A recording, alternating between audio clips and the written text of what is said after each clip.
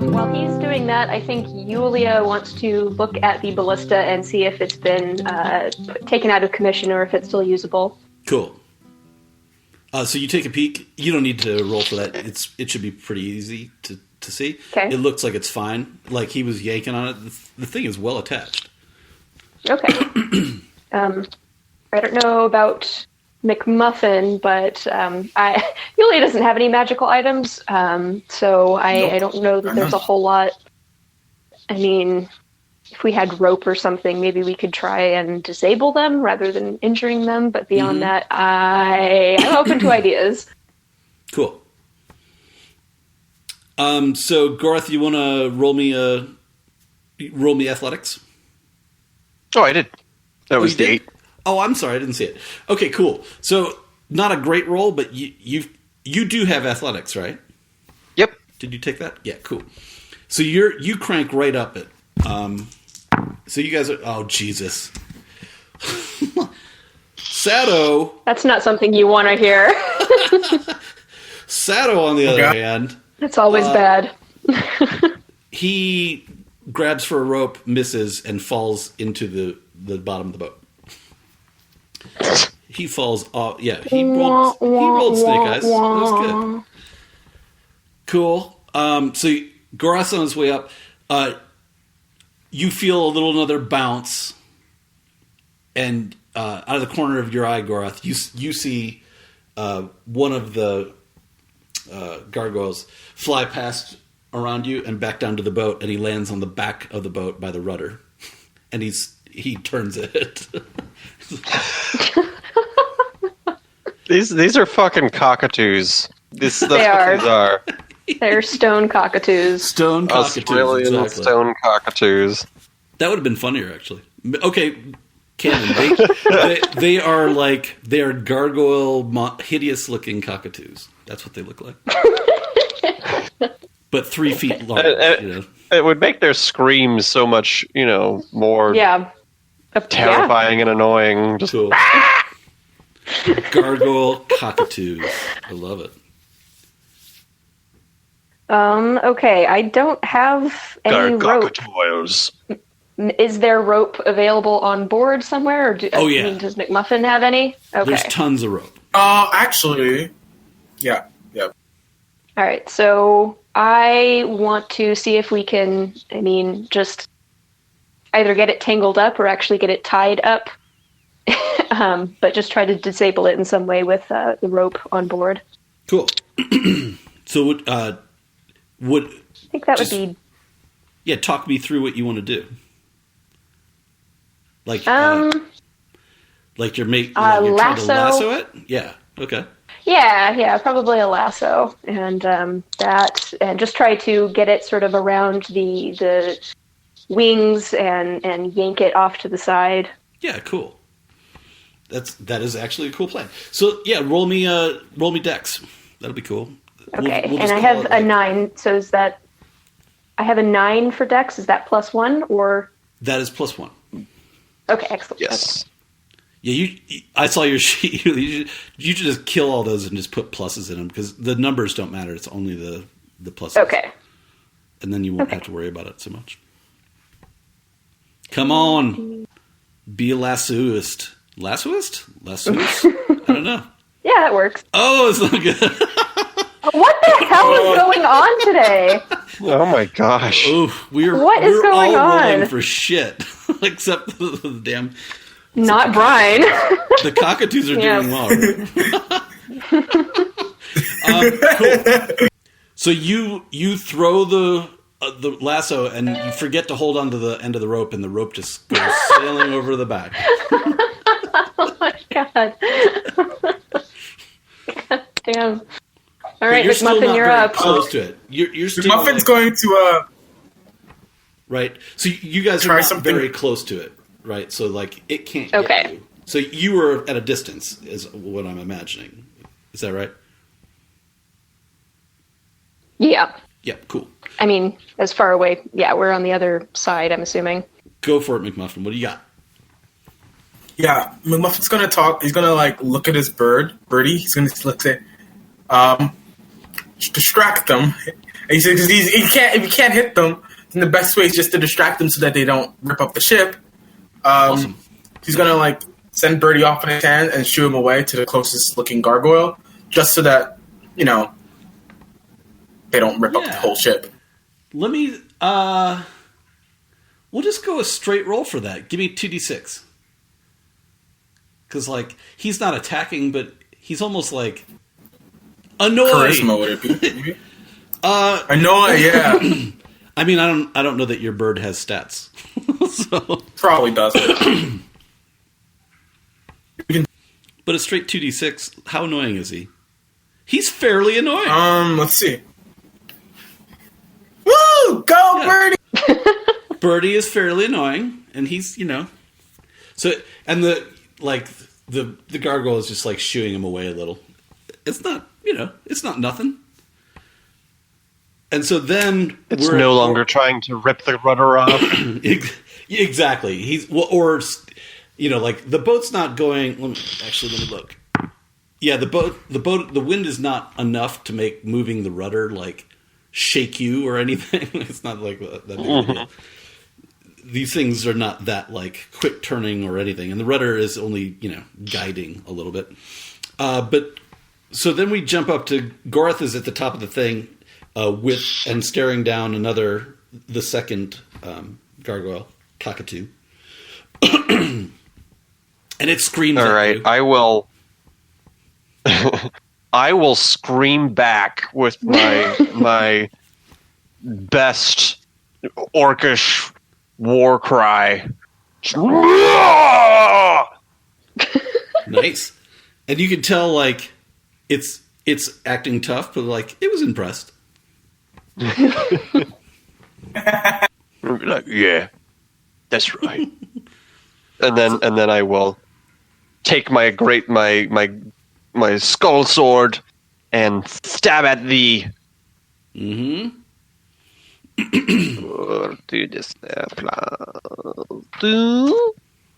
Nice. Yeah. That is finally Jesus. Yeah. Roll me some damage. That's good. So that is a D6 plus 2 plus 1. Cool. And this, you tell me how you kill this thing, because this is the original one. He already had some damage. You can see because he has a burnt face. I'll go to stab at it, and what I imagine happens is, like, as I'm stabbing at it, it goes for another scream, and my sword just, like, kind of goes into its mouth, and I make a Gartakatoil shish kebab. Mm-hmm. Cool. And so the other gargoyle hears that and takes flight again and is headed your way. And Sato gets off his ass and he goes to Yulia and he says, "Give me your knife," and he just touches. He puts his hand on your knife and it flames up, and now you have a magic knife. In case he comes back, and then he starts climbing the rope. Okay. He does pretty well. McMuffin says, "Hey, what about me? What am I, chopped liver? Your bird is doing fine. Your bird is doing fine." Yeah, exactly. He yells down, "Steer the goddamn boat!" Oh, okay. Yep. McMuffin, you take the ballista, and I'll take the rudder. Or, I mean, whatever. Yulia rushes to the rudder and tries to get us back on course. Cool. Muffin rods with the ballista. Yeah, and he should have given you some flame on that ballista too, but he didn't think of it. So, and he's already climbing up to try to help Gorath because that's crazy up there. So McMuffin, you got anything you want to do? I'm just trying to kind of keep. Can I roll to help control the ballista? Oh yeah, for sure. You can. Would that just be a straight roll? What are you doing for it? What are you doing? I'm You just wanna- assuming because they're attacking, we need to reorganize ourselves. Wait, what is a ballista? Because I might be getting confused. It's like a giant crossbow sort of thing. It's a mounted crossbow. Oh, yeah. I want to ready it. There you go. And to see, is there any enemy in front of us or anything? Well, you could ready it. Like, is there wait for him to come down? Like, if he flies around, you could shoot him. Yeah, I get that. Okay, cool. Yeah, I want to. So you ready the ballista. Yulia's got the rudder. She's got a flaming Katia? What is it? Katar. It's Katar. Yeah. Right. Are those My the fist. the 3-pointy ones or? Yes. Yeah. Okay. Cool. I'm with you. I'm not. Yeah. Asian swords, not my specialty at all. I literally only know about them because I played Soul Calibur, and one of my favorite characters to play as had those as his weapons. So Cool. there you go. Of course you Yep, were. Voldo. Yeah. All right. Cool. So we'll jump back up to Gorath, and he is staring down the gargoyle is flying down towards him, like straight at him with claws. All right. I assuming I spot this, what I would like to do is swing my sword in such a way that the body of the gargoyle that is currently skewered upon it flies off of my sword and hits the other gargoyle. Oh, I like this. Yes, definitely. Let's roll for that. So should I do strength for this? Because you're probably hurling a stone body at another stone body, I'll let you decide strength or dex. I feel like it's a combination of the It two. really is. I have no problem. Whichever one you'd like to roll. Whichever one's higher. Oh. Terrible. That is not good. Cool. So you try you hurl you try to hurl the stone thing, but it's heavier than you think, and you're still the weight of the sword is you're still not totally comfortable with it, and so it kind of flies, and you do instead of throwing it, it kind of the sword swings out, the stone drops back onto the balloon, you miss the gargoyle in the air, and you cut a hole in the balloon. Oh, great. Which is now leaking hot air. Do we feel anything? Everything okay up there, Gorath? It's great. It's going good. Yeah, there's let's say there's a hissing sound. And you take... What's that hissing sound? And he hits, Snake. There's a snake. the gargoyle lands on Gorath and takes a nice chunk out of you for 5 damage. Ouch. For 3 damage, you mean? Exactly. I love this game's combat rules because damage and armor are super easy. Cool. Does one of the gargoyles fly past me? The gargoyle will jump off, push off Gorath, and you feel that everyone feels that as well. It's just, you know what I mean? You know what it would feel like to have a 20-pound rock fall on a balloon kind of vibe. Same when he's pushing off, and he is flying around. You don't quite see him, but I assume you're ready. You're looking for him, right, McMuffin? Yes. Cool. Muffin's very much looking. And Sato had decided. You don't see him yet. Sato was going up to help Gorath, but now he's coming back down to you. He sees your plan, and he uses his flame to light up the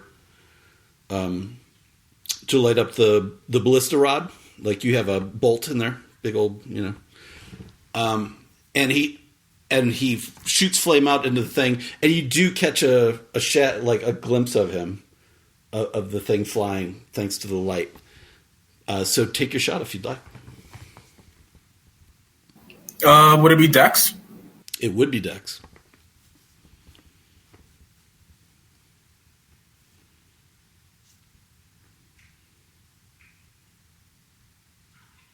Cool. 8. Cool. Would that be skirmish? Huh? Because if that's skirmish, then that's +9.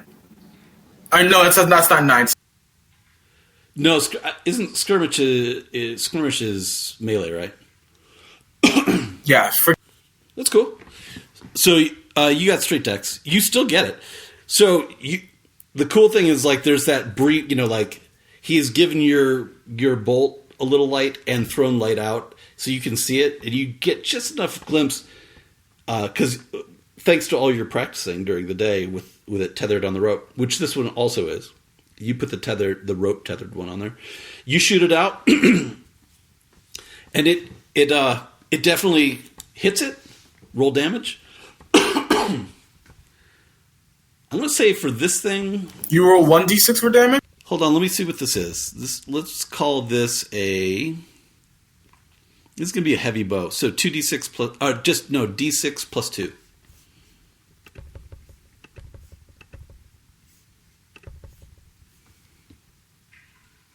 Nice. Cool. You get it shoots right through the wing, and it's kind of grappled to the wing, and it's trying to fly. Like the bolt from the ballista is in its wing. You know what I mean? And so it's struggling to fly, and it can't really get away. What do you want to do? Can I reel it in? Yeah. Give me... Muffin is, I'm assuming it's a strength check right at that point. Yep. Anyone want to help? I bet someone's right. Oh, Sato's right there. He's going to help. You roll yours, and I'll roll one.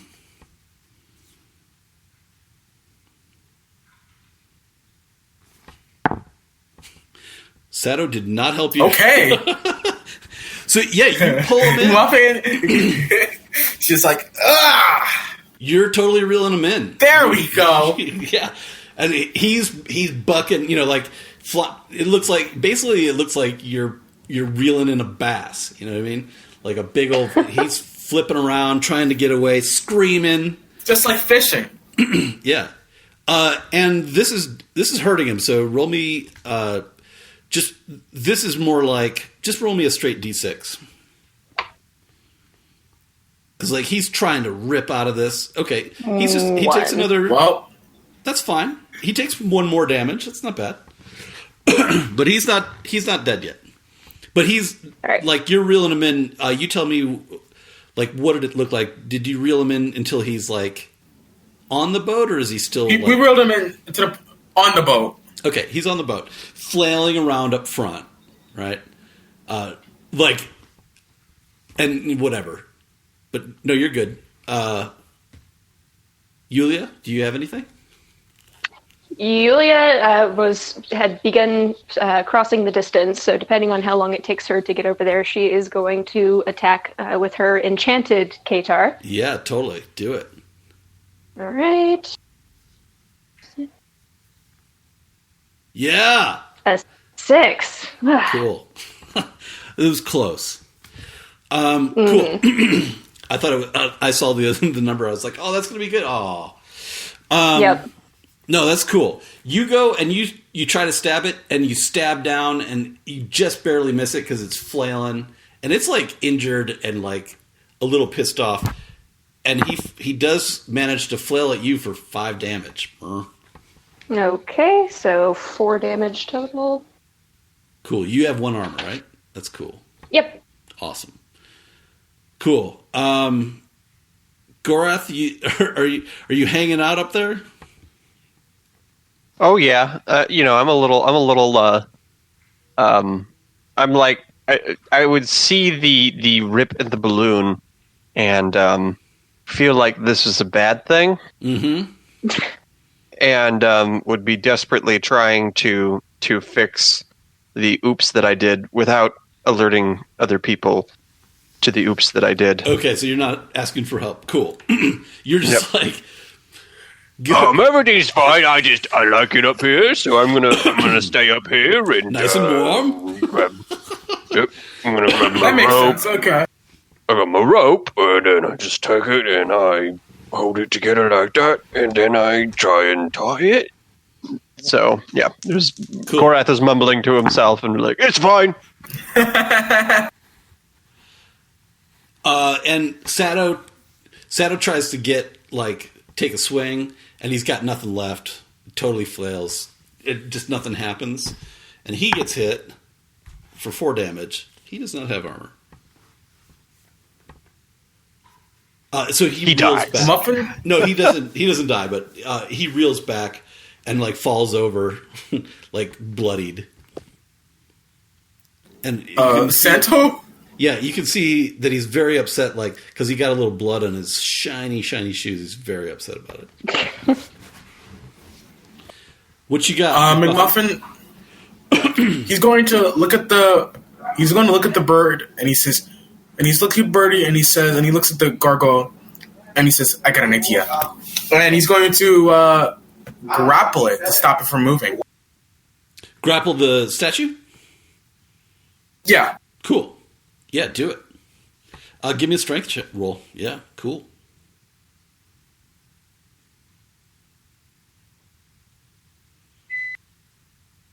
It's like you're trying to hold it down so you can get the hook out of its mouth. No, I'm using lucky. That means I'm going to re-roll. Fuck that. Excuse you should. You should re-roll that. Yep. Cool. Lucky is good. I'm glad you took that. There we go. There you go. That's cool. better. So you're holding them down, and in the process, part of the you grab the bolt, and that's part of the thing that's helping you hold them down. So roll me just a d6. Let's see if because this will probably hurt.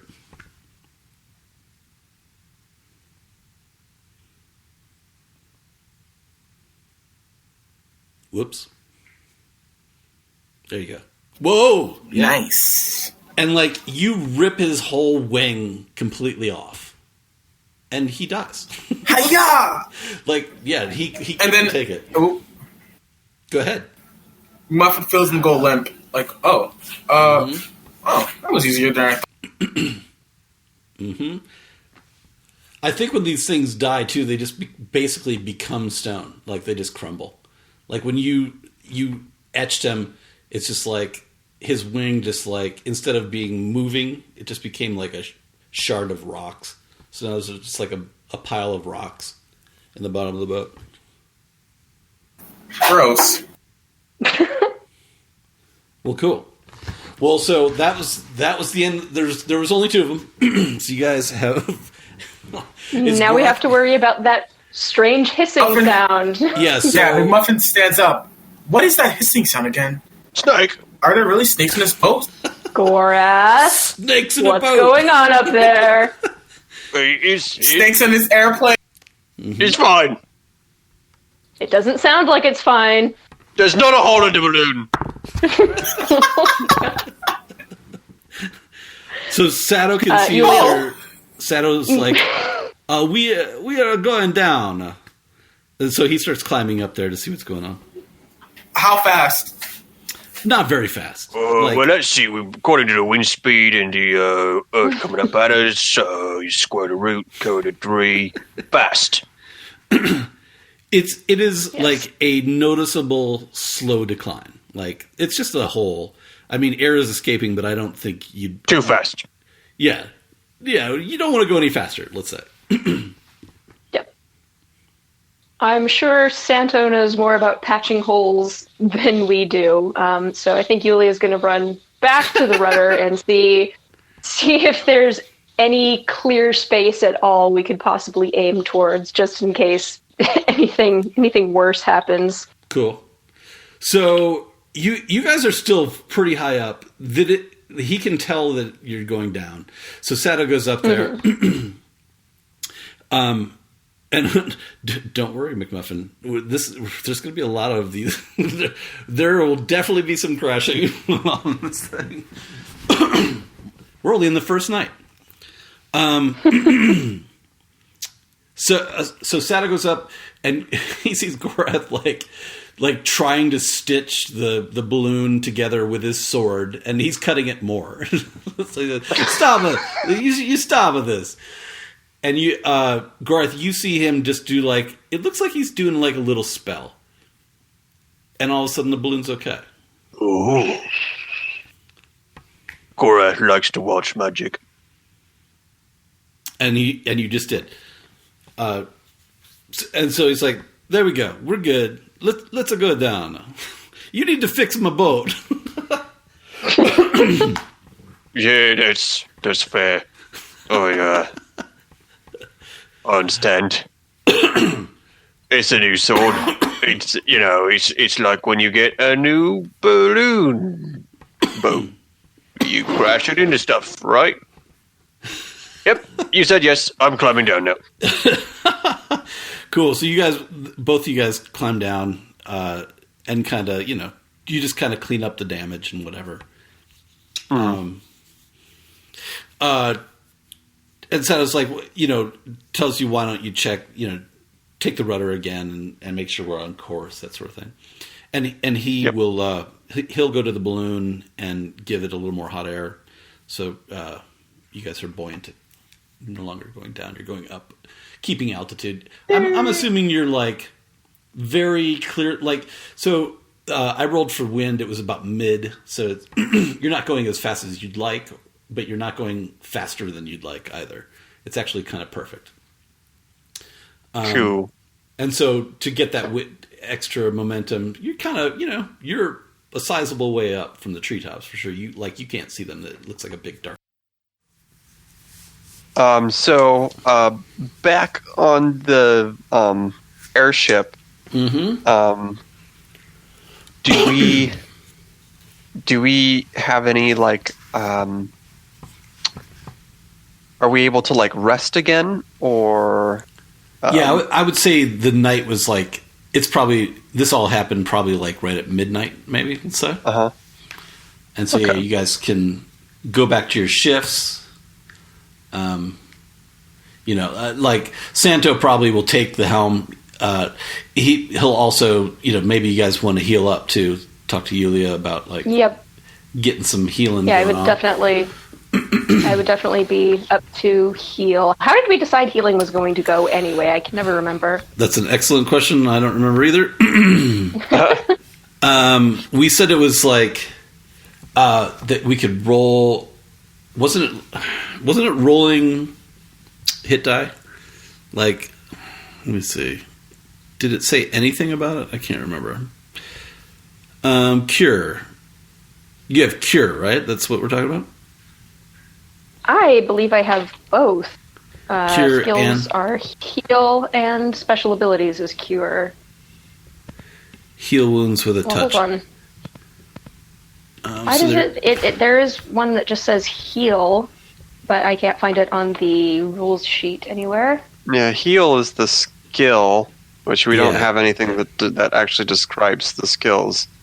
And then cure is the special ability. Okay. Right.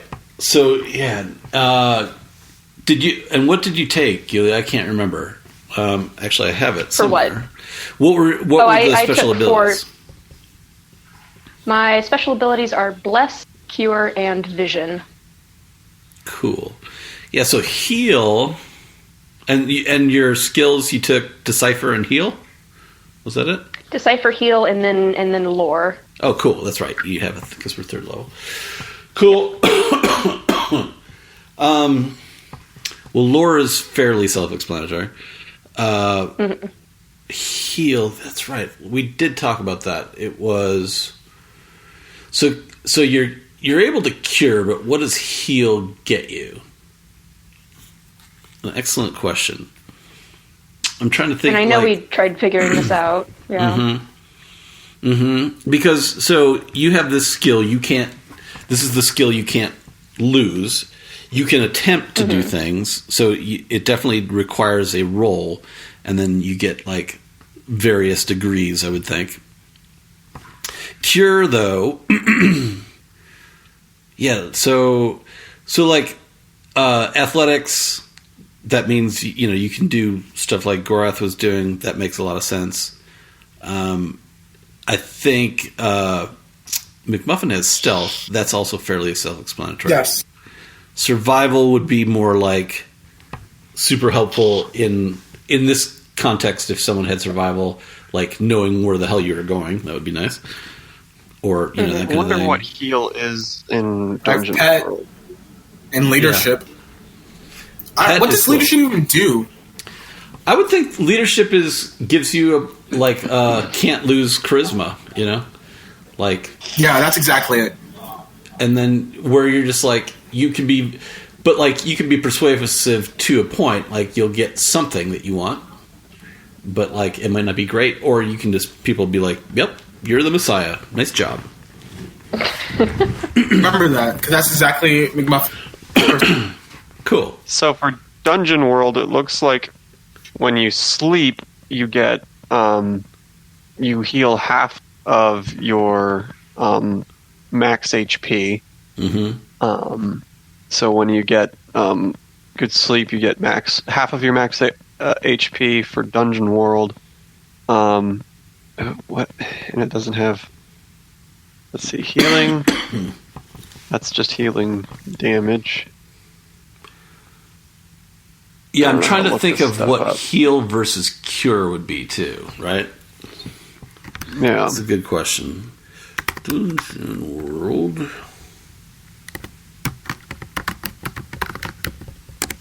Let's see.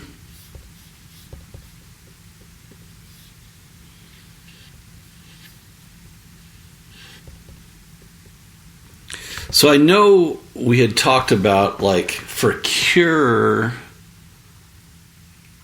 but cure is like let's see, it's almost like, that's almost like a spell for you, right?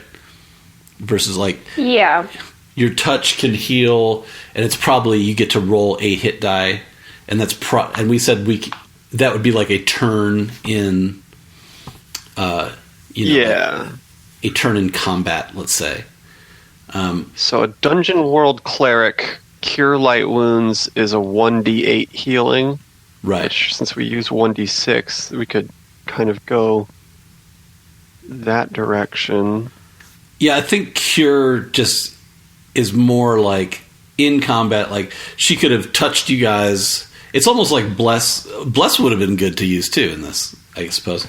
Because Bless would basically be magic against gargoyles, I would think. We have bandage. And we have bandages, which is kind of the same thing. I remember Cure is cool because, like, it gets you can just instantly roll a d6 and you get that many hit points back. Ooh. Here is heal. There's something called heal for clerics in Dungeon World. Touch an ally and you may heal their damage a number of points up to your maximum HP.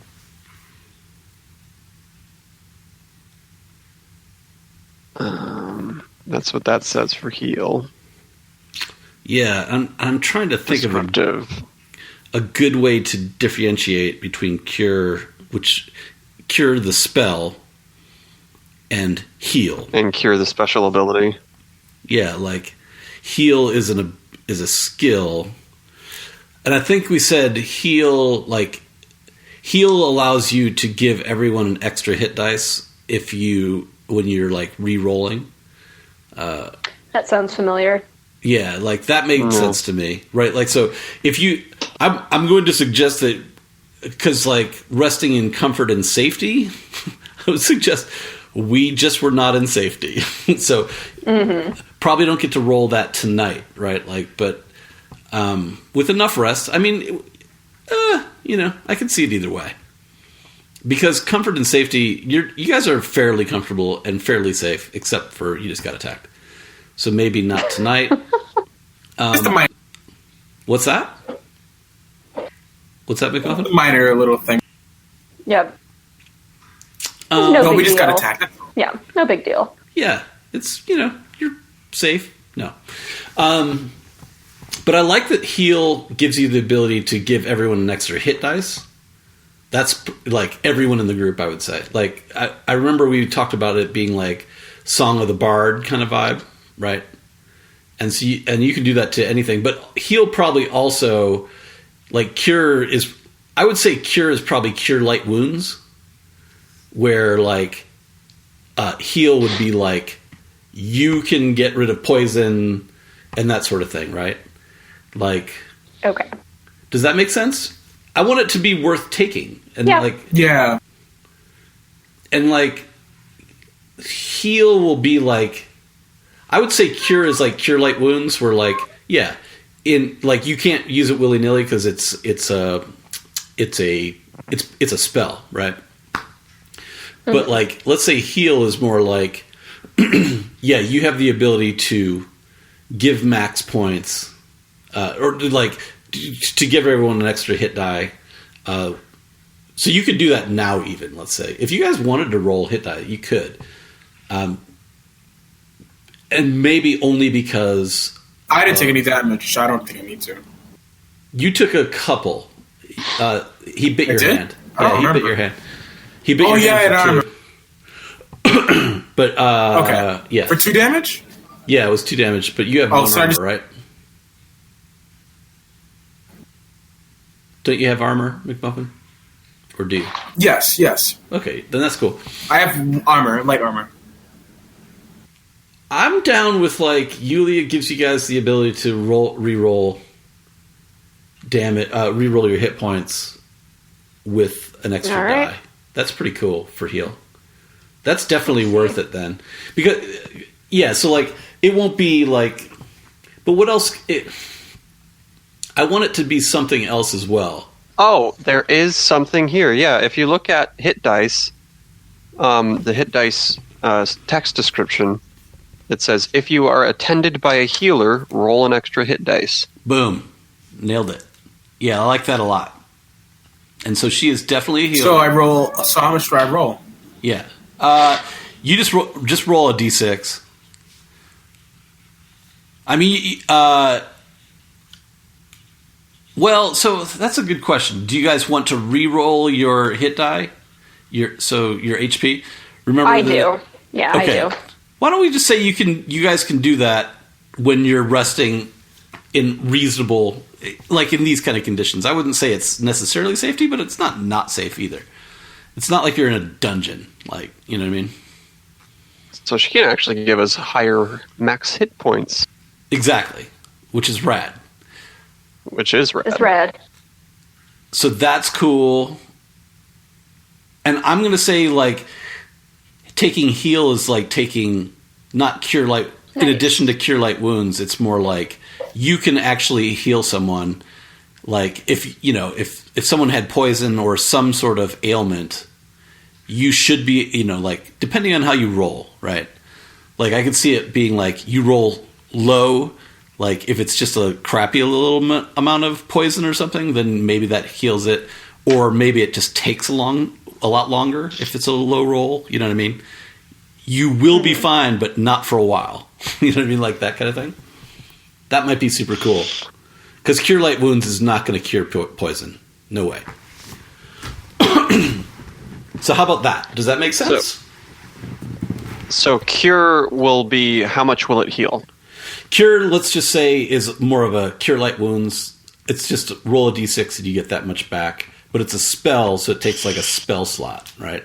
So she gets her spells through divinity. So that's going to be... I remember we talked about, like, if you start using it willy-nilly, like, it takes basically like a turn during combat, and I'll roll Die of Fate to see if you're pissing off your deity. Would it be like 1d6 plus... an attribute of the healer? It could be, yeah, plus con, I suppose. Sure. But either way, that's not bad. Being able to just be like, boop, because and it says with it also required touch, right? So you can touch people, and so that's your spell. It's basically Cure Light Wounds, takes a spell slot in this game, which will have spell slots. In the rules, it does say that it applies to curses and poisons as well, although you have to roll to see if it's successful. Yeah, it does. Okay. Yep. You can attempt to neutralize poisons, remove curses, or heal wounds with a touch. I was hoping that would be heal. I'm just trying to make... No, it doesn't... Yeah. I want heal to be cooler. Let's see. I mean, adding it to our maximum hit die... That's pretty nice. Yeah, that's pretty awesome. Yeah. Cool. Because I got 4, and she gave me 5 hit dice. So it essentially allows us to, if every time we rest, we remember that she decides to treat us as a healer, then we can essentially have 1 level ahead, or even 2 level ahead, hit dice. For sure. Okay, cool. So you guys you'll have 3 hit dice already, right? Because you're level 3. And then you get a hit die per con, right? Oh, so I get to roll another one. Oh, we get 1 hit die per level? Yeah, so... No. That's right. We get... You only have 2, because it skips a level. Okay. Only 2. Right, so 2 plus 1 for each con, right? And plus Yulia's bonus. That's pretty rad. Cool. That is pretty rad. So 4 dice. Yeah, well, depending on how many con. Yep. And I have 11. Well, a con. 11. My con's 1, so it'd be technically. Yeah. No, I have 1. So 3 hit die total. So that'd be about 3. Yes. Yep. Plus her heal. Yeah. So you get, plus. So roll 4, and you keep your level, and you get to turn one of those into a 6 because you start level 1 is a 6. I know this sounds confusing, but it's not that. I'm turning that 1 into a 6. There you go. Cool. Well, you turn the 2 into a 6, let's say. So cool. So yeah. Yeah. So you have 17 now, McMuffin. That's pretty good. Is that right? Am I doing math wrong? Yeah. 6, 12. Yeah, not bad. That's good.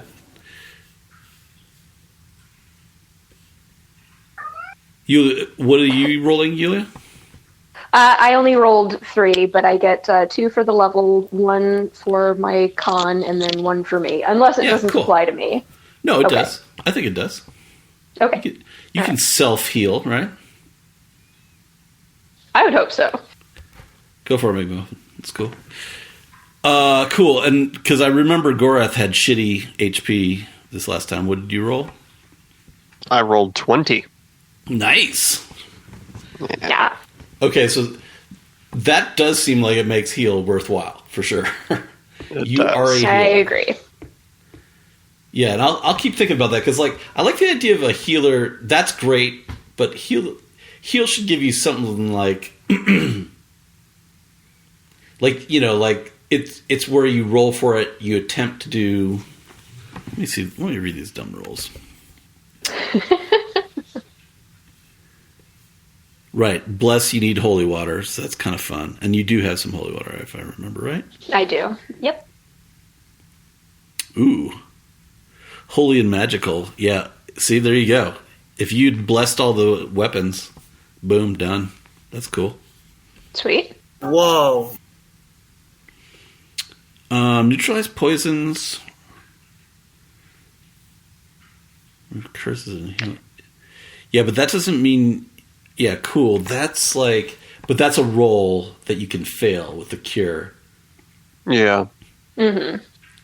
So you would roll a d6 you would roll 2d6 for the attempt, and then you would get a d6 heal. Well, I guess we could make the heal go up based on level of success. Like partial success could be like a 1d6. Yeah. I don't know. That's your call. I mean, that you're a healer is cool. Because, with the hit dice, I just don't know. Because the heal itself is a can't miss situation, right? Like that's what those skills are all about. It's like, yeah, you can't help but do this. But I guess that's a big enough stat bump. Unless we can think of something else, because then cure becomes... they should have made cure a little less aggressive and made heal a little more aggressive. I would deal... Because, I don't think cure light wounds... I would think cure is more like cure light wounds. Like, oh, you got stabbed. I will help you partially. Where heal is like, I can heal, up to the dead, basically. And maybe at higher levels you get to do that. Who knows? I don't know. Yeah. Ooh, maybe there is a little bit of a miraculousness. See, like, I'm just torn between, like, you can't miss, because, like, I'd love to be able to have you roll and be able to bring someone back, you know, from the dead, that kind of thing, heal that much. But, like, death is a thing. It's in the game. That's turn, isn't it? Or am I misreading turn? Oh, turn is like you're able to turn undead, right? Like, so if skeletons come, you're like, boop, go away, and they run away from you. So that's pretty rad too. Let me think. Let's just leave heal for now. I like the hit dice. That definitely is a big buff. If you feel like it's not good enough, you're welcome to take something different. And until I like how it is right now until we can think of something better. I think it's quite powerful. Yeah, it's pretty cool. That's definitely helpful for you guys because that gives you a lot more HP, which is really nice in this game. Potentially +6 buff, you know. Totally. Yeah. And that's every time you guys re-roll, which is cool. In this game, the interesting thing to me is, well, if you re-roll, once you roll super high, you're not re-rolling. Like, I'm not chancing going down, but then when you level up, you kind of have to re-roll. So then it starts again, right? Like, so every time you guys level up, Yulia will be definitely helpful, at least once or twice in those turns. That's kind of cool. Yep. Oops, Okay. I have to roll something to determine something. Okay, one of my 4s is actually a 6 because I forgot to default one of the dice to a 6. So I actually have 22 hit points. Nice. So you are definitely the tank now. Yep. You're a much tankier tank. What do you think about the cure thing as far as the level of success determines the level of healing done by it? Yeah, so I feel like, okay, so cure, you have a wound, like say you were like on death's door in a battle, she comes, touches you, rolls a 6. That I'm going to say that it doesn't do shit because that is exactly. Right, like, but then, yeah, it could be like, I see what you're saying. So like then like a D6 for the mid, you know, for partial success, and then maybe you get a 2D6 for that could be, and then a crit could be like a greater cure kind of thing. Yeah, or like, but the partial success. Yeah, partial success on a heal. What does that look like? I mean, partial success is just, I think that's just a level of healing. I think that's pretty good, actually. So 7 to 9 would be 1d6, 10 to 11 would be 2d6, and then a 12 or more would be a 3d6. 3d6 I think is a little excessive. Because then it's like, man, I'll have to be throwing vampires at you guys. Maybe it could be like... or maybe it could it's be like a plus 2d6 and you get advantage or something like that. Maybe you get like it inspires you or something. The critical hit healing. Yeah, I like that. Actually, yeah. Let me think. So cure, it doesn't have anything for cure, does it? For rolling. Yeah, it does for cure under clerics. You attempt to neutralize poisons, remove courses, or yeah, but it doesn't tell me. Yeah, but it doesn't say. It doesn't tell you how much. Yeah, and so that makes sense. So I would say this will work. Actually, I think. So cure 6 or less, you're screwed. Partial success is like. Partial success is a D6. And then above that is D6 plus your level. So it scales. Okay. So like Yulia rolls. Ooh, I just rolled a 1. But no, you're rolling 2d6, so you'd roll 2d6. I'm rolling for shit now. So say it's a 10, and then you get a d6. Here's what might be even cool. This might level better. What about and Yulia, can you remember this if we decide on it? Okay. So 6 or less, nothing. You're like, oh, my lady of my deity said, screw you. This is cure, right? The one that I can fail? Yeah, exactly. So then, partial success, you get a d6 plus level, right? So you'd get, whatever, a d6 plus 3 right now. If you get an 11 or up, then you get double your level. How about? That'd be pretty cool. D6. Does that make sense? Double. That seems pretty cool, and it'll scale.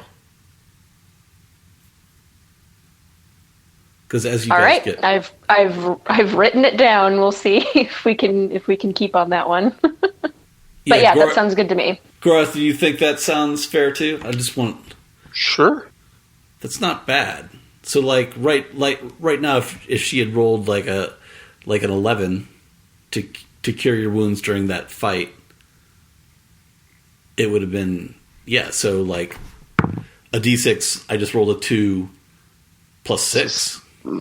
Not bad. 8. 8.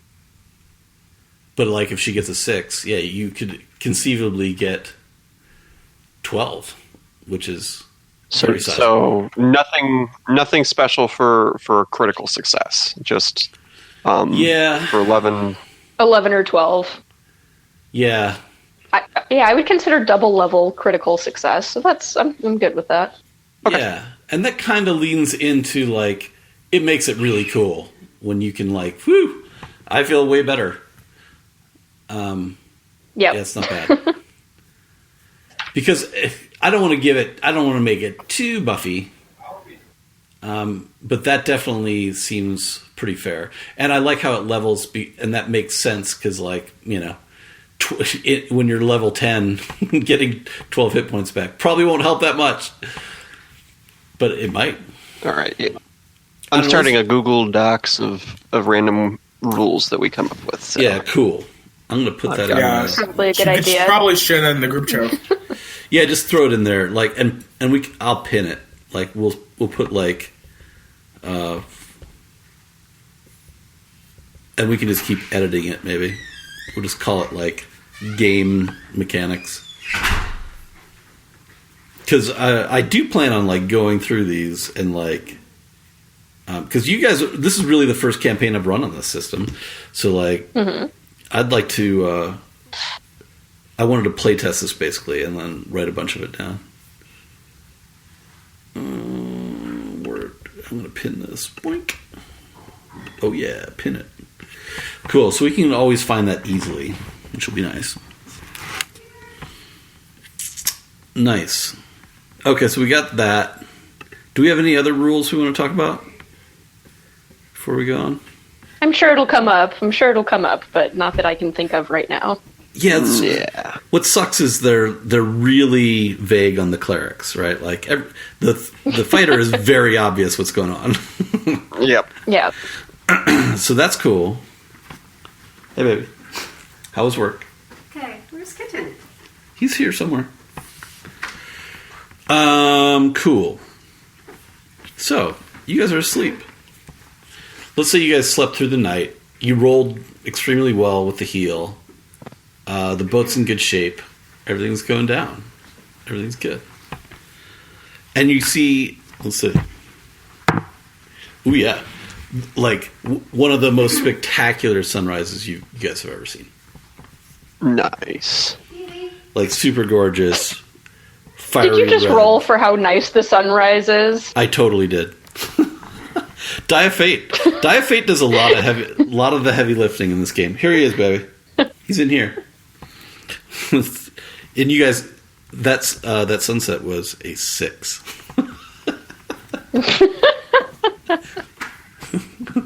That's cool. Die of Fate is actually the best. It's like the glue of this game. It's really nice. I roll it all the time for like what the weather's like. That's why you guys hear me rolling it. Cool. You know what I mean? Like, so yeah, when I was like, oh well, it's Spla o'clock or the wind is Spla. I just like, yeah, it's great. And that's also how. Sorry, just to give another example. Like I don't like. We don't do initiative because I think that's dumb. And I feel like I'm hoping I'm bouncing around to you guys enough. Just I like to jump cut to each person and kind of if someone has an extra little thing that's cool, but like keep it moving. But also like if there's surprise, like I'll just roll Die of Fate and like who gets surprise, you know, like high is you guys, low is them. And that sort of thing. And if someone had taken... Did any of you guys take the, like, awareness? Yes. Who took it? Who's got awareness? I have awareness. Am I the only one with awareness? I think so. Because, so that would... Yeah. That part of that would be, like, you might act first kind of vibe, right? Mm-hmm. So I would give... in that case, I would give you like the group a +1, and like start with you then, that kind of thing. Okay. Does that make sense? Yeah, I saw it as like having proficiency in perception kind of thing. Exactly. So if there's something like you would have seen if you weren't asleep, you might have seen the gargoyle sneaking up on, or notice him. Hello, birdie. That'd have been funny. Yep. Cool. So I also took the survival skill, which I'm not sure what we want to do with that. Well, considering that's what I was thinking in the survival is this is also why you probably would have been a good rudder man in this thing, because you have a good sense of direction. Let's say you're able to forage for food, you know, better than most. You don't get lost very often. But hilariously, you also have a sword that points you in the right damn direction. It's pretty nice. Yep. So those kind of things, I think. Survival, like a ranger. You have like a ranger vibe to you. You know what I mean? It's like if I'm going to say when the boat crashes, that might be super helpful. Foraging for food is definitely a cool skill. For a ranger, I would definitely throw that on survival. You're able to survive in shitty conditions. So for survival, I put skilled in survival skills like cartography, foraging, hunting, etc. Yeah, that's cool. That definitely seems worthwhile to me. Able to start a fire in unfavorable conditions. Exactly. Yeah, that's cool. Yeah. When are we getting our mountain snow level? Is there a mountain snow level? No. There should be one eventually. Anyway, but that's me theorizing. Let's get back to it. Let's just load into DE Ice World. Exactly. Okay, cool. We crash into a let Die of Fate rule us. Mm-hmm. So I'm taking a look at the map here. Let me see where we are. So, is there a way to share the map at all? Yeah. Like share the whole thing? Or like for us to edit it as... Yeah, so like I kind of don't want to share the whole thing because you guys wouldn't know that, right? Oh, yeah. You know what I mean? Spoiler. Yeah, and also I'm not fleshing out the entire... The map has names that don't mean anything to us. Because we could rename them. Maybe. I don't know. But, like, you guys would definitely... especially, like we're headed to your hometown. You guys would know this general area. So that's why I keep kind of like revealing sections. Like, let's do that now. Splink. Let's pop that in there. So if we're looking at that, we're about, let's see, it's hard to count all these little things. 1, 2, 3, 4, 5. Yeah, so we're probably, oh yeah, we probably were over the water a little bit. We're probably just coming up on Valen. So yeah, as we look down, you can kind of see a town, and we're flying over it because we wouldn't. We'd probably try to stick close to land. We don't want to necessarily fly over water. It's a good idea to keep land in sight. Although with us, because of Gorath's sword, it's not as big a deal at all for us. So we could take a much more aggressive flight into Hsifilet because we know where we're going exactly. This is also it was kind of a drag because I was like, because this is basically a hex crawl, and getting lost would definitely be part of it. Except your sword makes it so you don't have to worry about that. It's pretty sweet. Fuck yeah. How many hexes did you say that the balloon can travel each day? About 20, give or take. Okay. I'd been doing that's why I keep doing the Die of Fate for wind, just to give me a vibe. Like if there's no wind, you're just sitting there. In fact, let's roll right now. Yeah, you guys aren't going your fastest, but you're not just sitting there, so that's cool. I'm going to say we are flying over Valen. So, you guys can see like the sea down below, and the sea here is called, what do I call it? The Sea of Thorns. Sea of Thorns. And so you can see the Bay of Valen, and you would recognize this, McMuffin, because this is something you see the little root in the water. I'm sure that's how you got to Lubo, right? Mm-hmm. Yeah. And so you would know that route pretty well. Valen is probably just another port town. Yeah, and you've been to Valen because it's the next big town north of Hsifilet.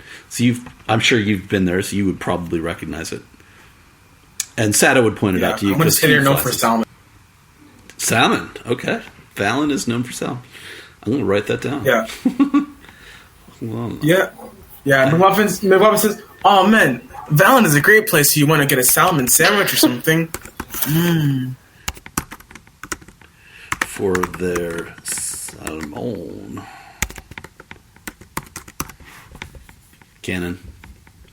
How do I save this? Focus on object, download notes, upload notes. I guess that's just it. Boom. And Valen's a bigger town than Hsifilet. Hsifilet is not that big. It's bigger than Lubo, though. Lubo's tiny. Yeah, see there. So when I hover over map sections, I'll show you guys. It's fun.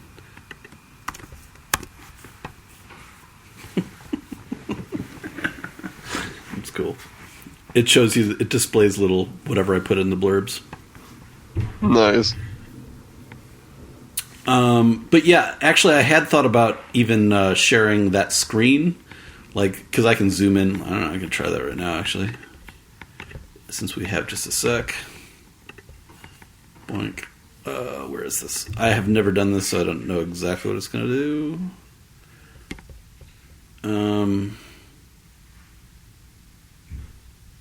Okay, I don't know how to do it, so maybe I'm not going to do it right now. There is a way to share your screen on this, apparently.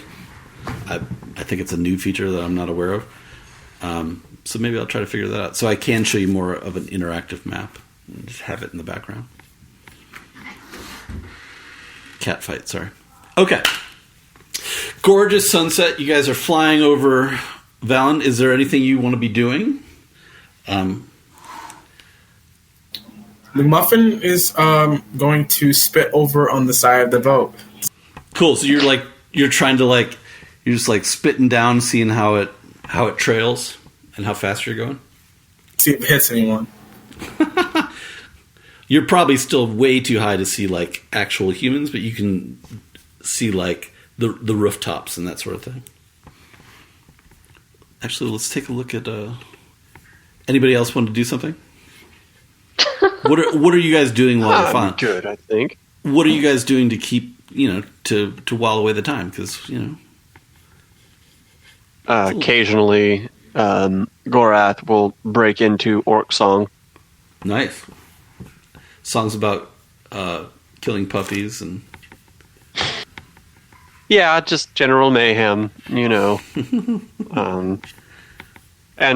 songs of deeds of famous orc warriors. Nice. Some of them can't be translated, so, there are sections that are just in full orcish. Cool. Well, his name was...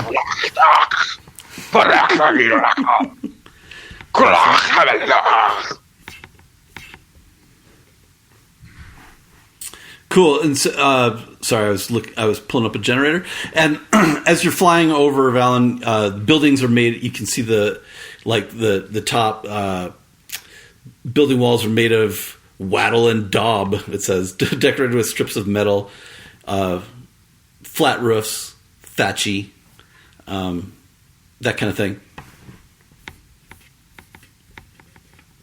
It went perfect with Gorath's beautiful song. Working song. And McMuffin is telling you guys about, because I just feel like he would know this. He's describing their coat of arms for Valen. Yeah. It's a pretty nice town. While it might not look too pretty from outside, there's loads of colorful buildings. Mm-hmm. But for some reason they're chipped the paint. Cool. Though it does smell a lot. Though it has a weird fishy smell. But then again. Cool. So Sato's asking you, McMuffin, he has not landed at Hsifilet before. He's never he is used to going to Cloud City, so he's asking you he's asking you about the town. Is there a good level place where he could land? If you have thoughts on that. Level place? Yeah, McMuffin thinks about that for a minute. Yeah. No. We're kind of on beaches. All of it's mostly a beach. There's a little bit of grass at the edges, but for the most part, and I'm looking at the map, I'm going to say most of Hissiflit is sort of like a beach town. Mm-hmm. It doesn't look and there's like a port. Forest. Yeah, for sure. So he's going to have to land into... Yeah. So, and he looks at Gorath and Yulia. I hope y'all brought your bathing suits, because we're going to get some sun. Cool. So this kind What is a bathing suit? Exactly. For you just can wear his rabbit coat. You said it's bathing, so why would you wear a suit if you're going to take a bath?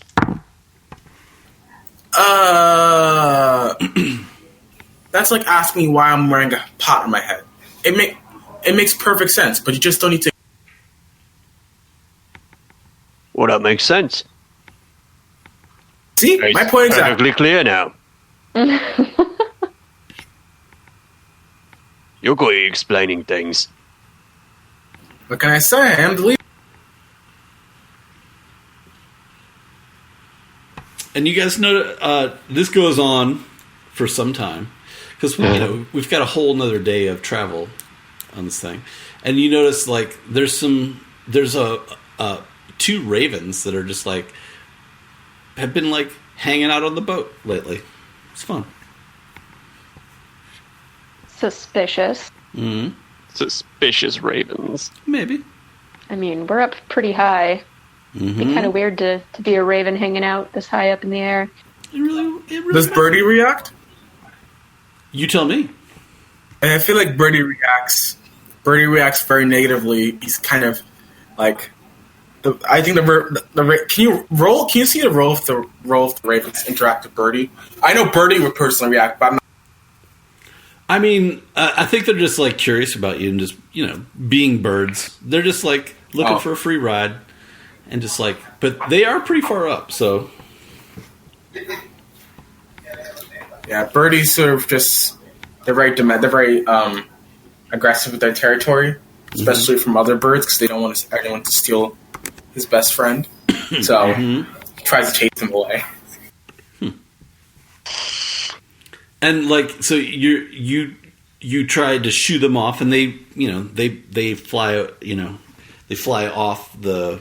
Say they're sitting on the side of the boat, but they just, you can see they're kind of like following you around and just like keeping tabs. And then if you keep shooting them, they'll kind of like sit on top of the balloon.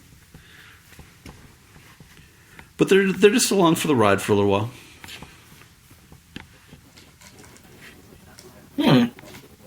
Never seen ravens fly up this high. I wonder what they want. They're definitely going to turn into monsters and try to kill us. That's definitely happening. Yulia. Hey, after last night, I'm just saying, just throwing that out there. Yulia, you need to have more faith in us. We haven't died at all today, and I think we're gonna be Not today, not yet.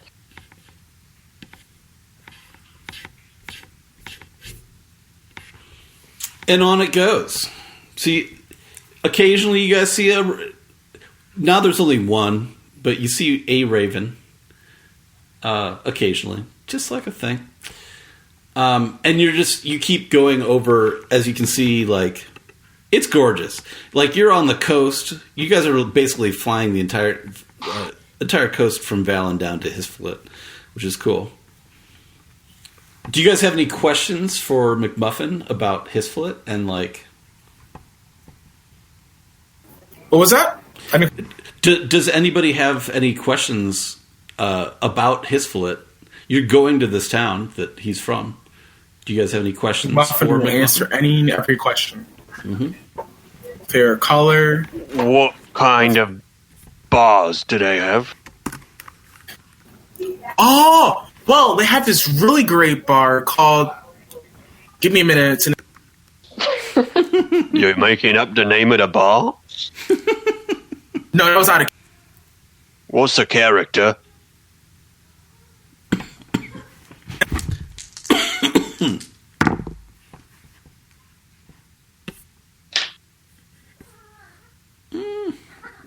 My kitten is. They call it the Tartar. The Tartar. The Tartar bar. Yeah. That's pretty good. Out of character, totally not related to the name tartar sauce. Bar tartar. Right. Got it. Tartar. Tartar sauce. Yep. The Tartar bar. Mickey D's tartar sauce. Tartar bar. This awesome bar called the Tartar bar. I don't personally go to it much because, well, my family says not to go. But I mean, well, don't go. So you can check that out. We have this really cool. We have a lot of fish food if you like it. We do a lot of fish fry. Personally, I'm not too interested in it. It goes kind of to my waist. Yulia will ask what McMuffin's family does in Hsifilet. What's their trade? What do they do? I'm glad you asked. Yeah, I like this.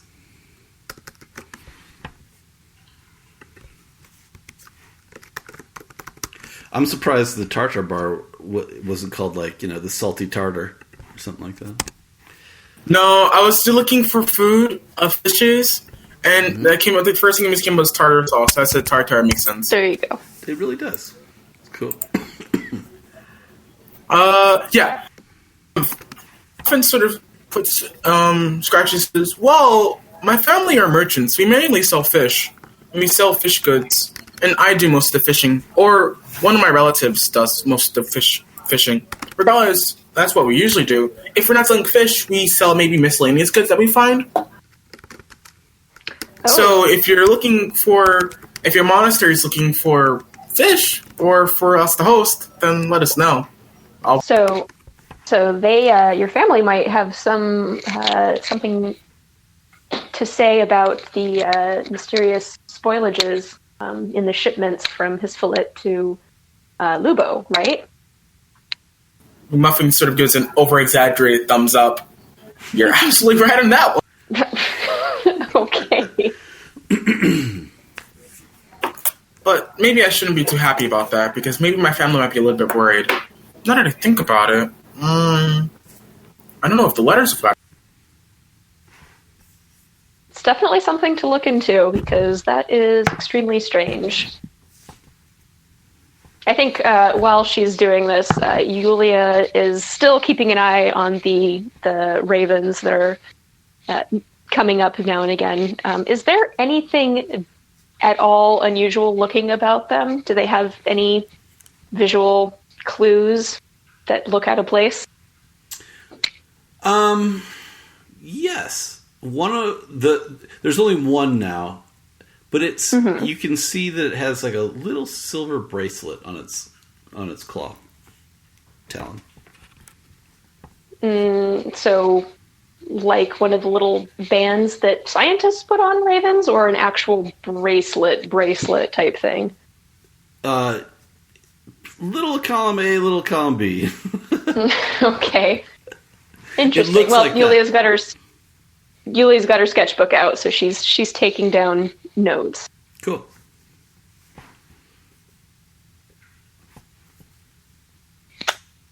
Go ahead.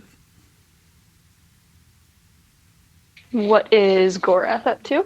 Mm-hmm. Gorath is just listening and humming pleasantly.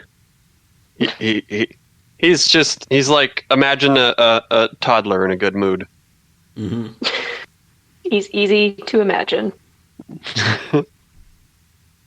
Like he's got his little fingers, and he's doing like the fingers are like little legs, and he's like got them being like, I'm gonna come to you, and then I hit you with my sword, and it's like, oh, you killed me, no! That's right, I'm the superior rock. Well, isn't that wholesome? At least he's happy. Yeah. Does Gorath give himself tattoos about his battle with like the rock people, the rock bird? Yep.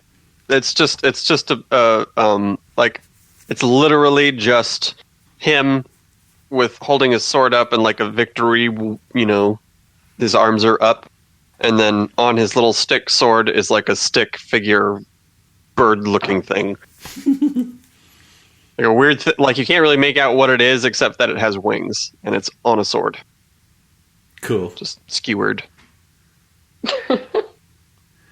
While you guys are doing that, Sato goes up to where Gorath has basically destroyed his boat, and does a little bit more, just like hand waving, and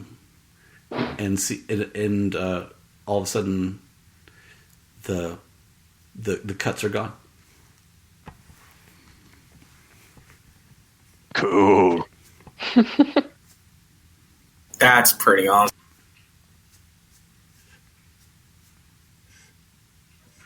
Yulia certainly wants to ask Santo where he learned that kind of magic. How long has he been doing this? And so you can tell he's a little shy about talking about it. and he has a big gaudy, like what looks to be like a magic ring on his finger. And he kind of takes the ring off his finger. He's like, this is really just a for show. And he explains that he's kind of a hedge mage. Like he's just kind of picked up a couple of things that he needed.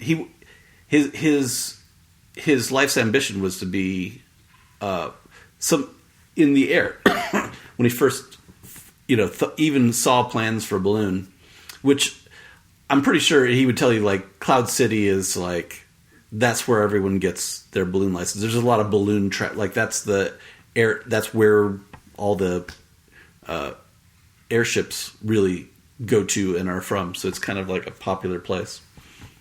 That's why he's there a lot, and that's where he learned to do it. And like, you need instead of wasting time, building a fire and that sort of thing, he hooked up with a mage. That taught him just a couple of small tricks. So basically, the ring he uses so people don't think he's a weirdo. And if asked, like, he would, plus that because they sometimes try to steal it from him, and he has like a bucket of these somewhere. They're just, like, I like it. Yeah, big decoy ring. That's excellent. Yeah. So because he doesn't, he doesn't want people scared of him or anything. So, but he learned a couple skills. The two that he knows are flame, which just like is pretty obvious what that does. So he's able to summon flames, which helps create hot air for a balloon. And he knows mend, both very important skills in no kidding. in airships. That's why he's kind of. He's proud of himself. Also, he's been shining his boots incessantly to get the blood off him. The blood's not even there anymore, but he can still, he just imagines it. Exactly. Because he likes to see him. I can see that. He wants to see his face in those shoes when he's looking down there. Because so you'll catch him like looking at his feet and like twirling his mustache a little bit. But yeah, so he's kind of one of the, more successful airship captains, aeronauts. And that's why, because he took the time to learn a little bit of magic that definitely is helpful. I'm certainly Also, very glad. I'm certain Yulia is glad that they got someone who can do that kind of stuff, because we would have definitely been in some deep shit last night if he couldn't do that. Yep. Are those kinds of monsters a usual occurrence when you're flying? And he would tell you, like, of late, that's a rumor that had been kind of going around, and so this is the first he's seen him, but he's heard tell of other pilots coming across them. And he's hoping, but he hadn't heard anybody fighting them. Like, they just wreck their ship and send them on their way. So he's like, man. He doesn't know if, there's more of them or what. He's also a little curious about the raven. He looks at it. He doesn't think much of it because, like, ravens are used as, like messenger birds and that sort of thing. So he figures it's probably just something like that.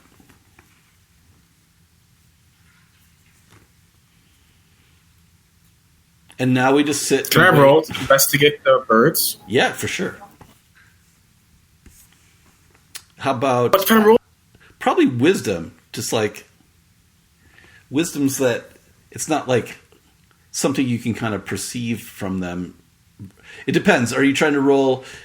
Are you trying to kind of figure them out, or are you trying to like know if you've know anything about ravens? Figured them. Yeah, wisdom is better. I always lean wisdom is a little more experience, where intelligence is more like knowledge, like rote knowledge, like something you've learned.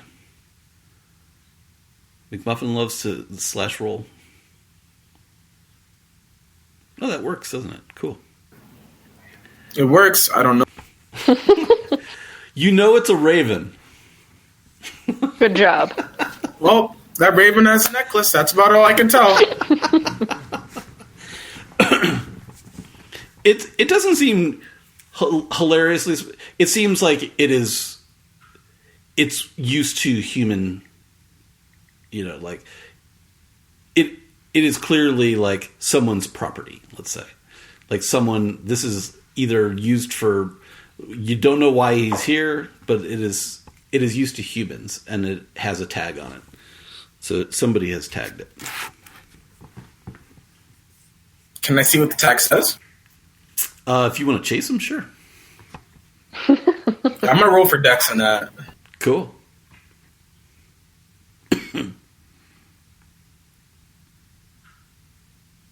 Whoa! Yeah. And so McMuffin, you like explain how you catch the bird. I think McMuffin sort of just like dashes forward and just hops and holds his hands out, and for one fast motion, just snatches the bird's arm and wing snatches it gently, of course, and then looks at the tag and snatches it gently. And so you take a look at the tag, and it's kind of a weird thing to have on a raven, because like it looks like the symbol on it looks like a talon. It's a talon symbol on a bird's talon. It's kind of weird. Kind of excessive, don't you think? Yeah, kind of. It's kind of redundant. But that's it. Does McMuffin share this knowledge with the rest of us? I said it out loud. Okay. I'm going to go ahead and roll intelligence to see if I know anything about that. Mm-hmm.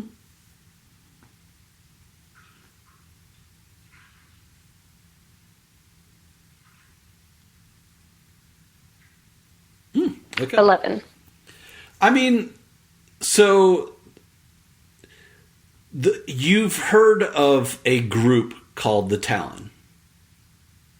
But it's just whispers. Nothing solid. You're not exactly sure what it means. And that's the only thing you could think of. When you saw the Talon on there, you're like, oh, well, I've, in like very vague passing, you've heard that name as maybe a group of people or something. Not really sure. I'll go ahead and just say, oh, that's interesting. Kind of like this rumor that I've heard about this, this group, but I don't know much more about it. Mm-hmm. That was a good roll. That's cool. Sometimes it's good to go fishing because you would not have known that for a while.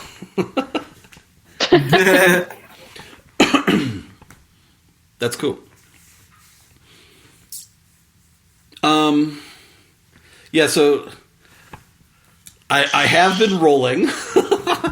So sadly, this is just like how hex rolls go, and like the boat is actually going very well, and the weather hilariously has been very nice. So nice. Nothing is really going along, but time is passing. It's really, and I'm also trying to give us the vibe of like we're traveling. It's boring. It takes some time. But we've been going for some time, and McMuffin's starting to recognize and we're going lower now because it doesn't matter anymore, and there's some good winds off the bays here. So you're starting to recognize where you are. Perfect. Is the air sort of warm, and is it sort of dry like a beach? Yeah, for sure. And we're low enough now. You guys can smell the sea, right? So that's pretty cool. It's gorgeous countryside, right? You've made it past so flying over in between Valen and Hsifilet is some really dense forest, so that's cool. But now you're it's more open plain and beaches. Hsifilet is not surrounded by. It's actually down south.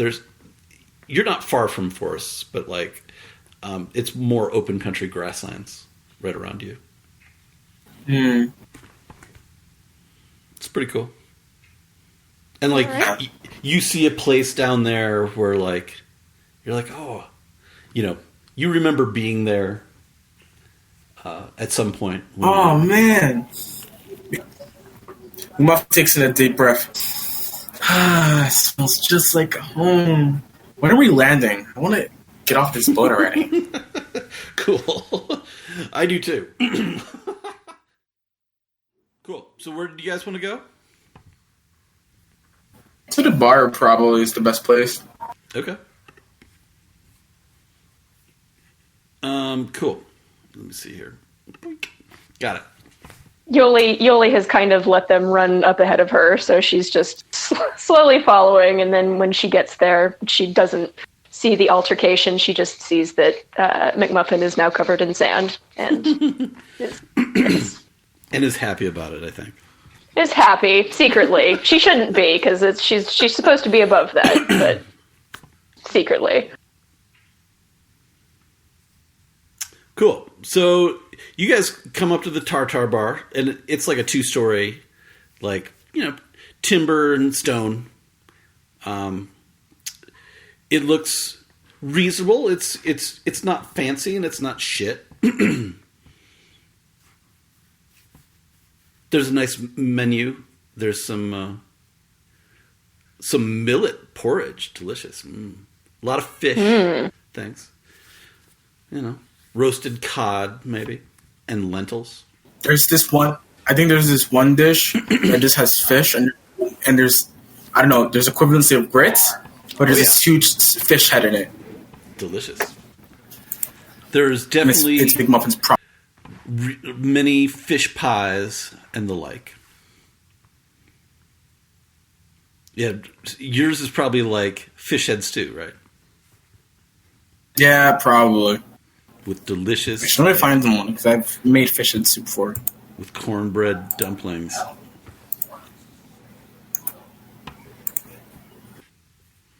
And there's your general, non-adventure-y people kicking around. I think McMuffin is like, people just know his family because his family is just really nice. Yes. And people just know him. But when they see McMuffin, they're just like, oh, it's his son. It's their son. And everyone's so... They don't get, like, angry. It's not like the last time where everyone just doesn't like him. It's more so like they're like, oh, it's kind of annoying. Right, and that is true. And normally that would be the case. In this case, they have a different tone with you. Like people that, it's almost like a sadness. Oh. That's what surprises you, right? Like, it surprises you because normally you're used to people kind of rolling their eyes at your antics. But now they're kind of... And, like, a couple of them that know you, like, come up and say hello. It's just like... And scuttle off again. It's weird. Like, it's, like, sad... It's almost like a vibe of, like... I don't want to say funeral, but I'm going to say funeral. It's not that they're dead. Funeral? Oh my god! Not okay, death. No one's dead. It's not death, but they're more. It's more like, condolences, right? McMuffin, he's gonna look around the bar. Does he see? I think he sees someone. Let's say he sees someone he recognizes. Sure. And their name is. Let's go with. Let me give you.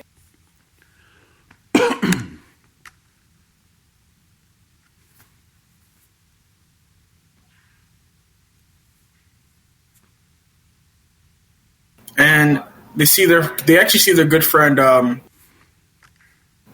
Yeah, everyone's gonna be named the fish in this town. I'm gonna assume Guppy. I'll figure out how Guppy looks, but they're a guy, and they're probably a couple years younger than him. Let's just call him childhood friend. Sure, and maybe his nickname is Guppy.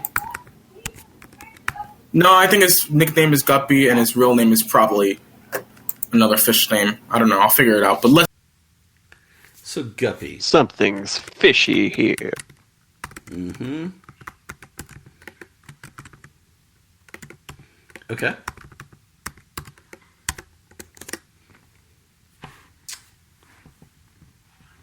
What would you like to talk to Guppy about? Sorry. I was writing notes down for that. He sort of walks over to Guppy and says, "Hey, Guppy, long time no see." And he puts his hand on his shoulder. I'm doing fine. How you doing, McMuffin? Well, and he takes his hat off and he sort of rubs the sand out of his face. I'm as beautiful as a piece of cod. But then he looks around. Everyone kind of looks sad. What's going on? Ain't you seen your parents yet? No, I was planning to. I just wanted to check up on everyone else here. Well, I think everyone's a little freaked out because they're acting very weird for the last few days. Well, my family is kind of weird. I mean, yes. But weirder still. Weirder as in how? Well, like I see your old man walking around talking to people that ain't there. Oh, well, that doesn't sound like him. What about my mom? Oh, I ain't seen your mom. Okay, Guppy. I know you joke a lot, but that's not funny. I'm just telling you what everybody else here is kind of not sure to tell you. Well, my mom wouldn't just leave town. In fact, I don't even know when the last time she's left Hsifilet. Oh, I don't know if she's left. I didn't say she'd left the town. I just ain't seen her. Ridiculous. You know what, Guppy? You're not funny. My family would never do anything like that. He sort of like takes a step back. If you're gonna make jokes like that, at least let me know beforehand. And he's sort of like annoyed, like turns away and sort of pouts away. And he looks at Yulia and Gorath. We're leaving. Gorath just sitting down and getting his ale. You're leaving? No, McMuffin hears that, he's actually kind of annoyed. He's kind of mean. He's kind of angry. So he turns around. I'm gonna roll for this is gonna be intimidation. So I assume it's charm. And he says, "No, we're leaving now." He's intimidating Gorath, or attempting to. Yeah. Yes, he's intimidating Gorath because he's actually upset and worried about his family. I mean, does Gorath know that? No, it's clear in his voice. Oh, I mean, he doesn't know that, but still, he's not gonna say it. He's just gonna say, "We're leaving now." Whoa. And Gorath is like kind of torn between this little person acting tough and like kind of likes them, but also really likes beer. Can we get a to-go cup for the orc? Put a little lid on it. That'd be good. I can do that. Wait a minute, I bought one of these things that says it's a wineskin, but what if I put beer in the wineskin? Gorath, you're a genius. Oh. Yeah, Gorath, hurry up, please. Gorath is like sitting there, opens up the wineskin and is like pouring the beer in and trying not to lose a single drop of it. And it takes like an hour. Beads of perspiration on his forehead, just concentrating as hard as he can. Come on, you can do this. If only I had a funnel.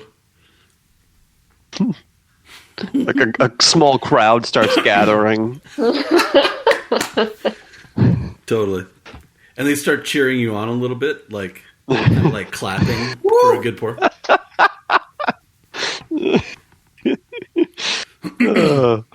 I guess I should roll then to see. I'm going to say this is a dex. Yeah. Let's see it. You barely spill a drop, and like you lick the table where you spilled a couple drops. There's no pandemic in this world yet. Yeah. Well, then I'll slam the mug down and screw the wineskin back on and be like, okay, now we can go. Small crowd cheers. Mm-hmm. Yeah, it's just it's like a golf clap, like you just sank a putt.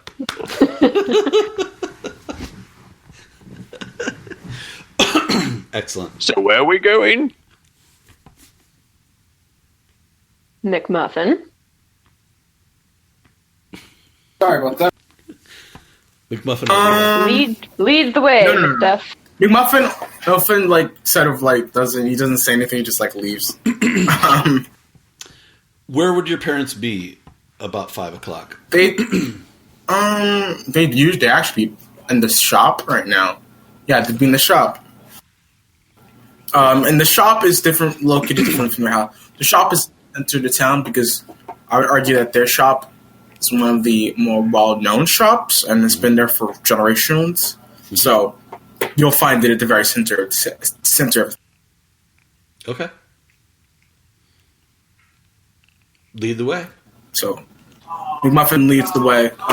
Does he see anything or anyone that he recognizes, or does he see his family? It's or any more of the same. Like, if you see anybody or talk to anybody along the way, it's more like you can tell that they feel bad for you. Like they are trying to console you, even if they liked you before or didn't like you before.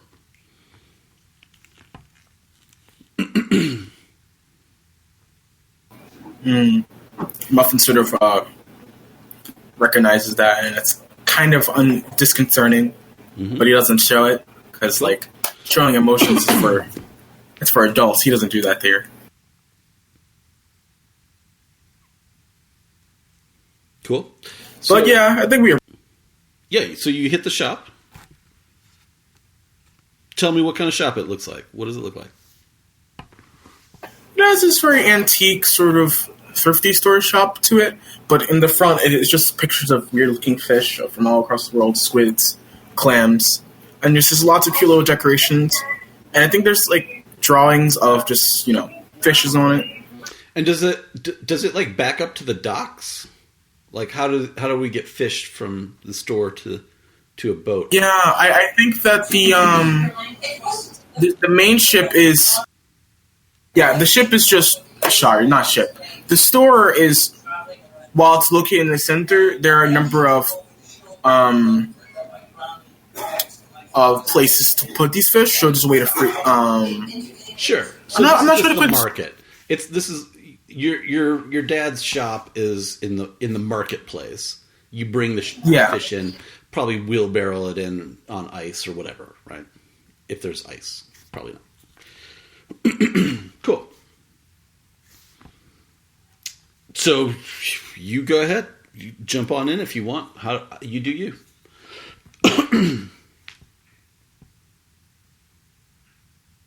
McMuffin walks in.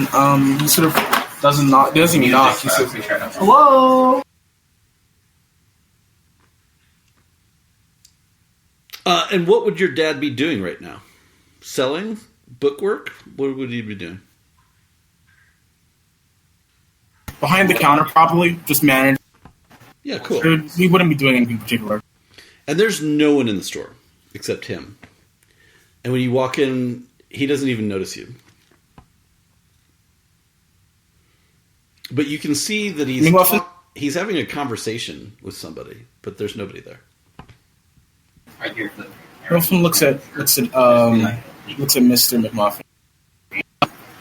Hello, Dad. I'm here. And he's still talking to nobody. McMuffin sighs. Are you serious? Dad, stop playing around. And he walks up to the counter. And he knocks on it. Hello? Real funny joke. And he says to nobody, all right, Mrs. Flander. Mrs. Flounder, this fish will be delicious. I hope you enjoy it tonight. Have a good night. And he doesn't even. McMuffin sort of. Miss Flounder.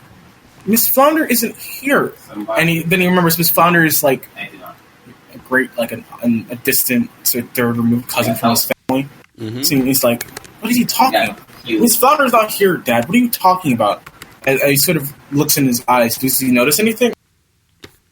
He does. Like you don't even see him looking at you. He doesn't even realize you're there. But McMuffin, now he's kind of get worried. His voice sort of cracks. Okay, this isn't funny. Let's go. Where's Mom? And he doesn't say anything. But he does call to the back because there's like the head, one of his best workers. What's his name? I got an idea. Give me that. Let's name him Sal. His name is Salmon. 2 A's. Salmon. All right, Sal. I'm closing up. I'm gonna head home, and you actually do see Sal come out of the back room, looking like Jesus, and like wave, like he does like the queen wave, like very weird. But he sees you, and he says, "Hey, McMuffin." Hey, Sal. What's up with my dad? That's a good question, man. It's been really weird around here. He's been doing the same thing for days. And no one's told me anything about this? I've been gone for a couple of days. No one sent me a letter, which, then he thinks about it. Then again, I never responded. Well, man, I don't know what to tell you, but, and when I say he's been doing the same thing, I'm not saying he's been doing this weird shit. He's been doing that exact same thing every day. Miss Flounder. That thing. I mean, a few days ago, Miss Flounder was here, and he said that exact same thing to her. But he's been saying that to her, and she ain't here. Yeah, I notice. It's not... That's concerning. I don't know what to do. My dad would never ignore me like that. None of us could really figure out what to do. I mean, you can touch them, and you can move them, looks at... but they never stop. And they don't see us anymore. Well, maybe he's just he's had a stressful day or something, and he looks at Yulia. Yulia, you're a mage, right? A cleric? You can... I think Yulia would totally be willing to try. I just don't know. And I'm sure she doesn't know if cure would work either. So I think she'd be more than willing to give it a try, though. Go for it. All right. So let's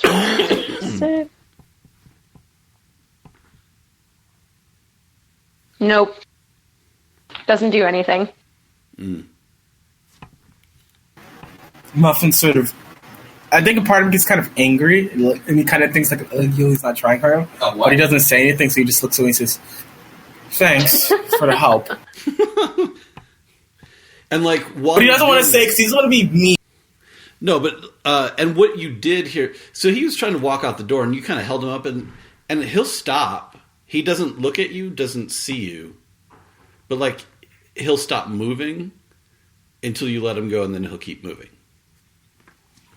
So it's almost like, you just can't stop him from doing what he's used to doing. Does he look healthy? Has he been eating? Is he well? Yeah, he looks fine. Physically? Yeah, totally normal. McMuffin sort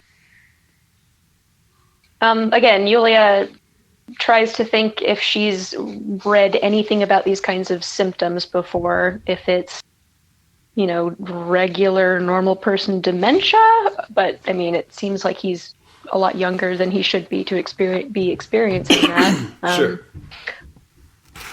Well, this would definitely remind you of some of the reports early on that you read about the original Time Wizard Tower when it blew up, and everybody repeated a day.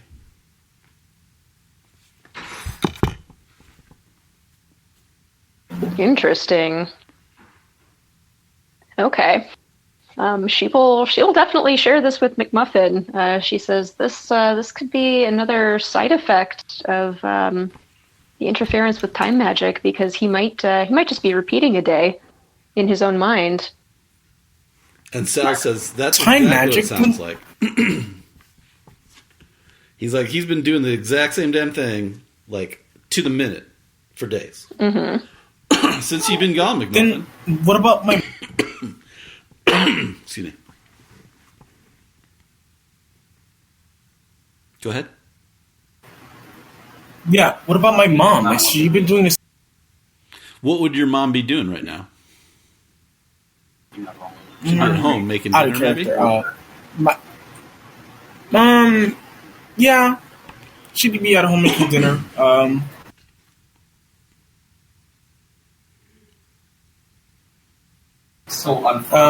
Then McMuffin sort of looks at his dad, who's about to leave.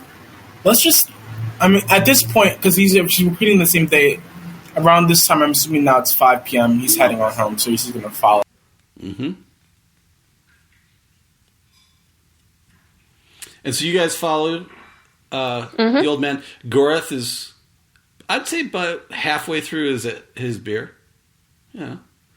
And and you walk by the Tartar on the way home, and you can tell Gorath is like looking longingly. He's like staring at it as he's walking. His head's turning. No.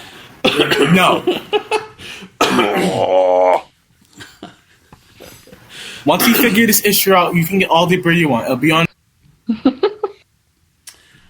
I don't want it on you. It's not right. I want it in me. So you guys follow Mr. McMuffin, I'm going to say, back home. He doesn't even see her there. He's just walking, and along the way he's talking, and tipping his hat and talking to people that aren't there. You know. And you eventually get to McMuffin's house. He walks right in. And you guys right behind him. They don't notice you. And you see your mom. She looks totally normal. She's making your favorite dish. She's making fish head stew.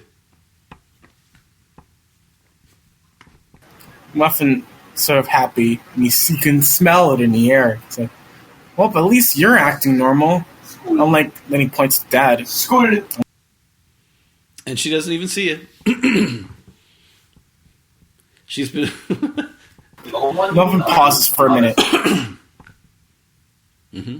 And, like, a part of him is just like, he gulps in the air and he's like, this can't be... And you look over on to the table, there's at the kitchen table, there's a couple of your letters. And, you know, like an ink pen, like a quill, and like a half-started Dear McMuffin that she just hasn't finished. Muffin kind of walks over there and he sort of looks at his mom. And his voice cracks again. Mom, are you? And she doesn't even see you. Doesn't respond. He looks at the letters and at the half-finished letter. I didn't hear that. What was that last part? They didn't open up their letters, did they? No, they did. You see some that are unopened that they have not read, but those were later. But the ones you sent immediately after you left the first day, or like whatever, there's like one, and they're responding to that. The other ones look like they've come later. McMuffin looks, okay, Mom. And then he just sort of like... You cut off again, McMuffin. Hold that button a little longer. Yeah, I gotta hold it for longer, my bad. He tugs his mom's arm. Mom, please, like, respond. And you get nothing. McMuffin sort of at this point, like, clearly very visibly distraught. It's like, and he looks at Yulia and Gorath. What are we supposed to do? They're not responding. They're not doing anything. What are we supposed to do? Is the letter that they were starting but hadn't finished, is it dated at all? Yeah. So that's, because I'm assuming McMuffin sent letters like at least once a day. Right? Yes. And many. Maybe 2 or 3. Right, and so all of your letters that you've sent, you can see, but they're unopened. But they opened the first one. What's the date? What? Let me check, actually. The how day many is the days day have after we you been left. traveling? Yeah, exactly. 2 days. It would have been on probably like day 7 because Yulia wrote a letter, so that probably meant that he wrote a letter on the same day. Okay. But this one was, it's basically... So 2 days ago. It's basically the letter, you probably wrote them a letter the first day you were gone. That's the one they got. It came within a day.